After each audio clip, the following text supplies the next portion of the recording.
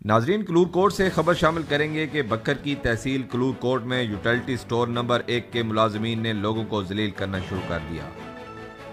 एक थैला आटा के लिए धूप में लोगों को घंटों खड़ा रखने लगे। दूसरी जानिब वजीर आला पंजाब उस्मान बुज़दार के अहकामात को भी हवा में उड़ा दिया गया।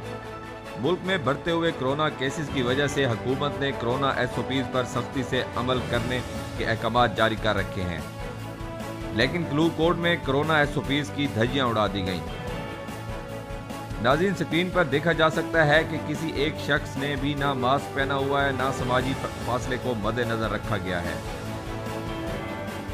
क्या क्लूर कोर्ट की इंतजामिया सो रही है या इनको क्लूर कोर्ट की अवाम की जानों से कोई दिलचस्पी नहीं?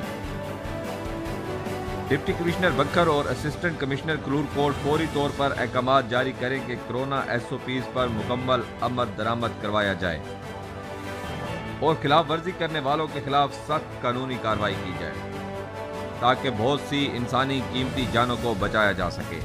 मजीद अपडेट्स के लिए देखते रहिए बी न्यूज़।